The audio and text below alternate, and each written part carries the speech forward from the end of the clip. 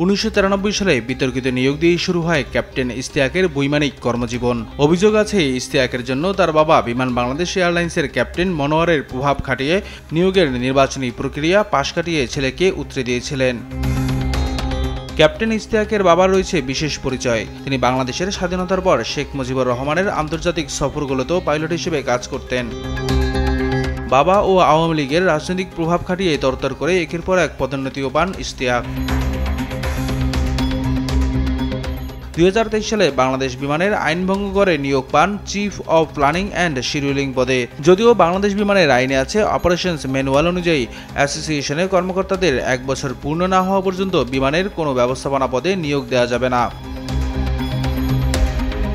যাকে বলে চুরি চুরি আবার সিনাজুরি। নিয়োগ পেয়েই ইশতিয়াক বিমানের অপারেশনস ম্যানুয়ালটিও বদলে ফেলেন। আর এই ম্যানুয়াল পরিবর্তনে সহযোগিতা করেন director of flight operation captain Siddiqur রহমানও। বাংলাদেশ বিমানকে গড়ে তোলেন স্বজনপ্রীতি আর দুর্নীতির আখড়া হিসেবে।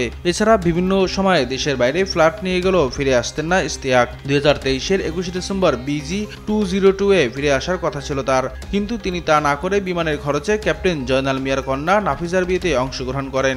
অতিরিক্ত 6 দিন দামি হোটেলে থাকা আর খাওয়া সবই করেছেন সরকারি খরচে।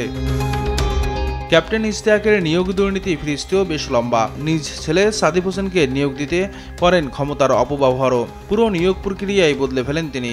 বিমানের ডিরেক্টর ক্যাপ্টেন সিদ্দিকুর রহমানের সহযোগিতায় কৌশলগত অপারেশন ম্যানুয়াল পরিবর্তন করেন। প্রাথমিক শিক্ষাগত যোগ্যতা HSC-র প্রয়োজনীয়তা সম্পূর্ণরূপে অপসারণ করেন। সরিয়ে দেন ফ্লাইট চালানোর জন্য অত্যাবশ্যকীয় পদার্থবিদ্যা ও গণিতের জন্য ন্যূনতম গ্রেডের প্রয়োজনীয়তাও। এর পাশাপাশি যুক্ত করেন GED-র যোগ্যতাকে, যা বাংলাদেশের শিক্ষা ব্যবস্থার অংশ নয়। তাদের এই ম্যানুয়ালে স্বাক্ষর করেন ক্যাপ্টেন সোমাইলা হোসেনও।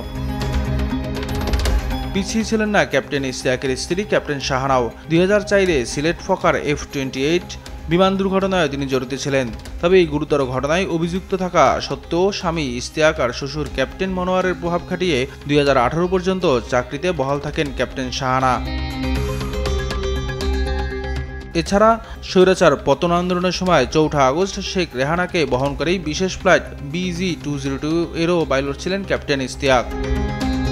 অভিযোগের দীর্ঘ ফিরিস্তি জানিয়ে ক্যাপ্টেন ইশতিয়াকের সাথে কথা বলতে চাইলে মুঠোফোনে তিনি জানান অফিস অনুমতি দিলে কথা বলতে পারবেন।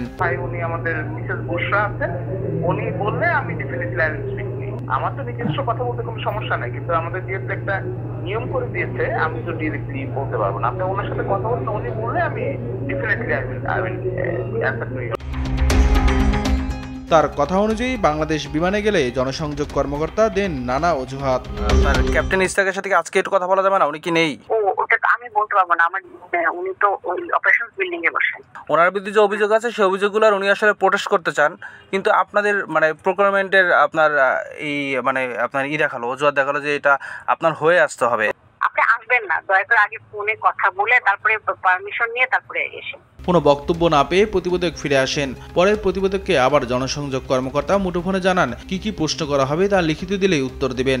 ক্যাপ্টেন ইশতিয়াকের সাথে আলাপ করতে নোট দিতে চাচ্ছিলাম, তো ক্যাপ্টেন ইশতিয়াক বলছেন যে উনি হচ্ছে আপনি লিখিত পোস্টে নিয়ে পাঠান, উনি লিখিতভাবে আপনার উত্তর দিতে চাচ্ছেন। মুখিভাবে বললে কি হয় না হয় অনেক কিছু হয়। দুর্নীতি আর স্বজনপ্রীতির এত অভিযোগ থাকার পরও সম্প্রতি বিমানের ক্যান্সার এই ক্যাপ্টেন ইশতিয়াককে ডিরেক্টর ফ্লাইট অপারেশন পদের জন্য সংক্ষিপ্ত তালিকাভুক্ত করা হয়। নিয়াজ মোরশেদ, দেশ টিভি, ঢাকা।